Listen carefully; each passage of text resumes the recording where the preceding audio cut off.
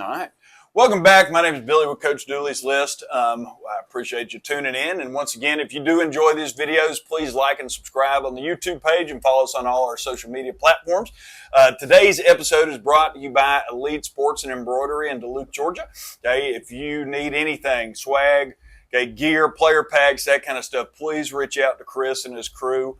But today's a special one today.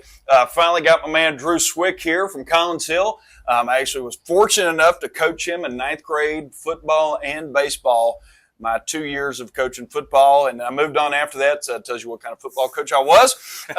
But Coach, I appreciate you taking the time. Appreciate you. It's people don't realize how much goes on with high schools. I mean, you're feeding the guys, they're coming in. Social media is cranked up, all that kind of stuff. And so I appreciate you stepping away from that and joining us today. Well, I was excited to see you doing this, and it's perfect for you. I'm getting to go do what you do. And, I ain't seen you in a minute. And talking about football, we were undefeated that season, so I think we were pretty good on that team. You don't know this, but we were told, that ninth grade coaching staff, that if we lost a game with your crew, then we were all going to be fired anyway. So it was kind of set up early, and I do appreciate it too. Okay, this is the second one.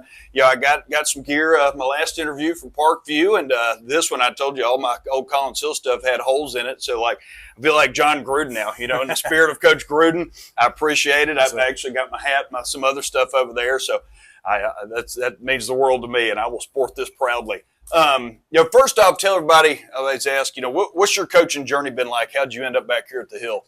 Yeah, so, I started in 2015. Coach Reach took a chance on me and hired me, and, I was a ninth grade coach.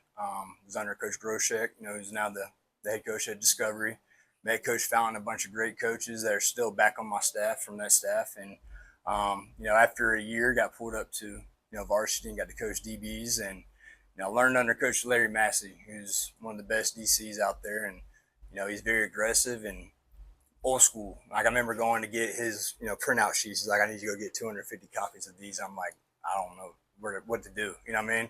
And he was a guy that wrote down everything, whereas we use Huddle now. So, and he's still using that, I bet. But he taught me a bunch, in the 4-3 aspect, and then continued as a DB coach. Coach Gregory came in here and had a really good conversation with him. When I met with him the first time, he was that guy that I had as a, rec ball coach, the guy that was intense, was going to get after it and loved everything, that he was telling me. So stayed at Collins Hill, which was my alma mater, and believed in what we were doing and ended up winning a state championship. I got to learn, a 3-4 defense in him, and then, from him. And then in 2020 is when I took over as DC, and that was one of the coolest experiences, just taking, your high school to the first ever state championship. Ended up losing to Grayson. Our eyes we were focused on the stadium and the fans versus, the opponent. And they were locked in, and we got smacked. But, came back in 2021. That group I had coached, in the 8th grade. So I was coaching 8th grade, 9th grade. We were doing 9th grade games, JV games, and varsity. So it was Monday through Sunday with no break. Was married at the time, but no kids, so I could do that. But we told those kids that you were going to win a state championship your senior year, and they believed it and bought in and had heard the lingo for 5-6 years. And, a lot of those dudes are the Sam Horns, all those kind of kids that came through and were Collins Hill dudes, through and through. And, it was an awesome experience. And then, in 23, took over as head coach. It's going to be my 3rd year, and, improving every single year and just making Collins Hill better. And, love my alma mater, love my community. And it's really, really easy to work your butt off when you're here, and it's your school. And I told you before, I love to hear that. You're a Collins Hill guy, and I was here and I had to leave, and that was very, very tough. But sometimes family, dictates that. And like I said, your wife went to school here too, and your kids are growing up around it, and I absolutely love that. So, in going through, the different couple of head coaches you work for, and then now making this program your own, what do you want Collins Hill football to be known for? I want Collins Hill football to be known for, we're going to win with class, and we want our kids to go off and be successful.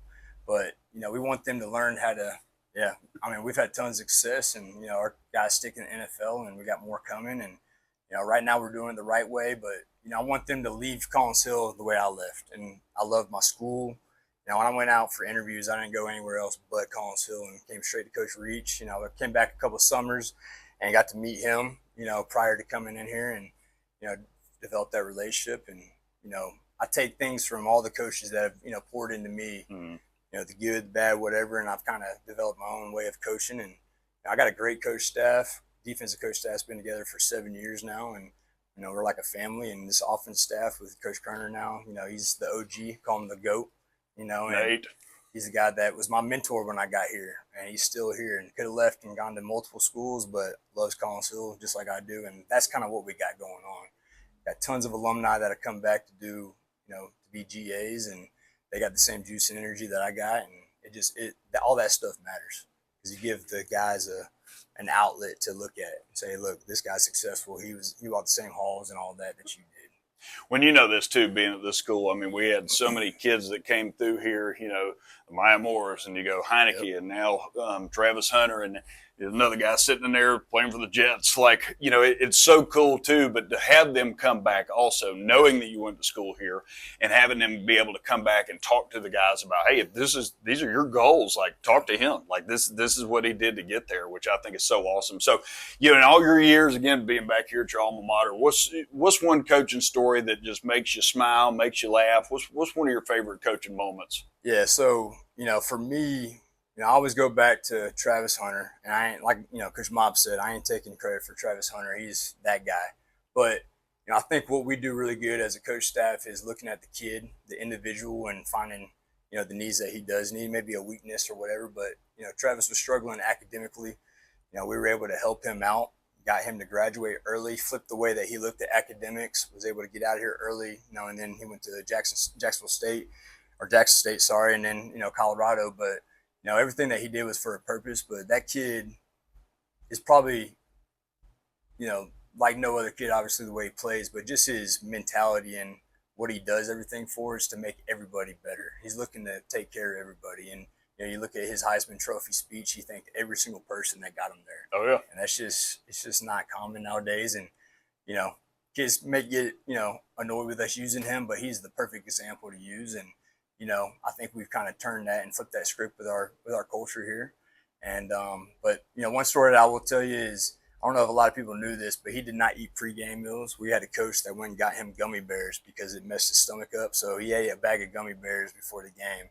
And that's what his pregame meal was. Like the Haribo gummy bears? That's right, yeah. If you ever want to laugh, look up the Haribo reviews on Amazon. Oh, God. And it is one of the most hilarious things you will ever eat today. If you want to laugh today, go check that out.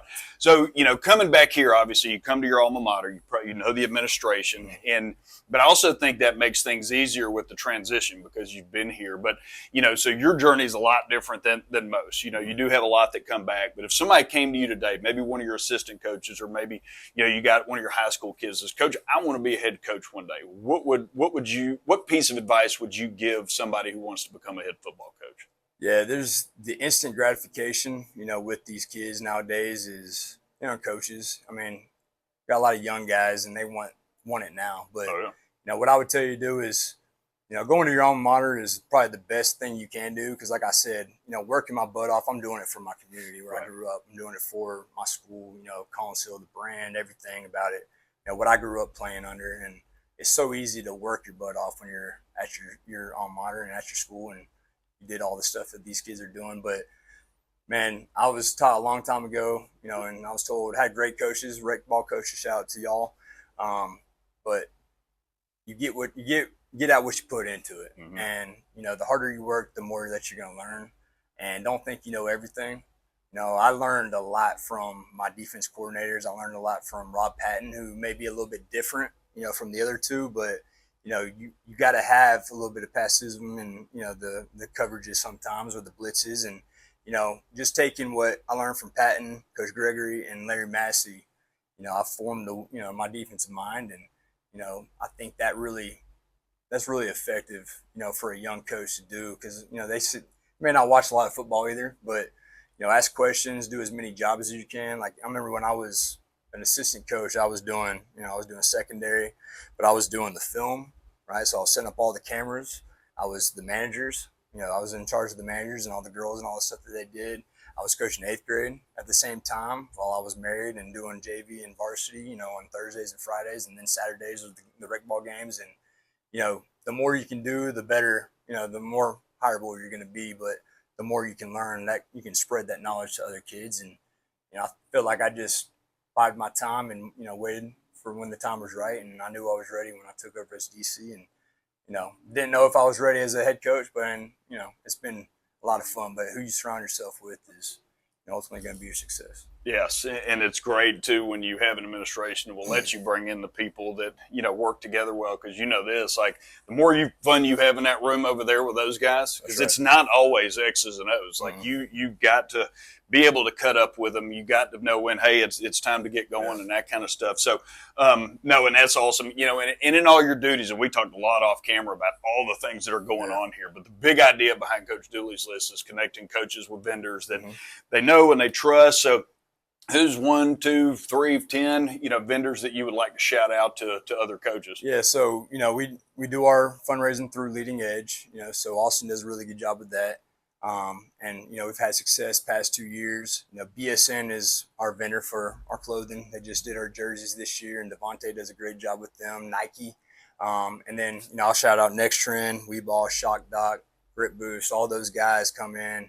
You know, they'll take photos of our kids, put them on their social media, you know, and then we'll get like free gear or something like that from that. But, you know, it's helping us expose our program. We buy from them, and, you know, it's a really good mix and, you know, relationship with all those different vendors. Well, there is tons out there, and it just so happened, you know, this was not planned, but you gave me all this gear, which I'm so grateful for. And this is very small compared to what, but I know looking around this room, and I can't even believe this was in my truck. Don't ask me where I got it. Okay. But I got this right here. Let's go. I played golf yesterday, which never happens either. And one of the guys I played with handed me this as a joke. And it just so happened it's just a Tennessee golf ball. And who's on the side? Smokey. Smokey is on the side of it. So, well, Coach, like I said, you can put that up with some of the other orange stuff that's in here. I'm putting with this on Friday for the Taylor Heineke golf tournament. There you go. Don't hit it in the woods. I know Coach Mobb's going to be jealous. Oh, that's right. Coach Mobb, I apologize. Okay. I got one in my bag if he wants one. I got him. No, I got to have him back on if he wants another one. So, well, Coach, listen, man, I'm so excited for everything you're doing over here. I love the Hill, and the program, it could not be in better hands. So best of luck. If I can ever do anything, help me out. Appreciate it, Coach. Thank you so much. That thing's amazing. So thanks, brother. Yes, sir. Thank you.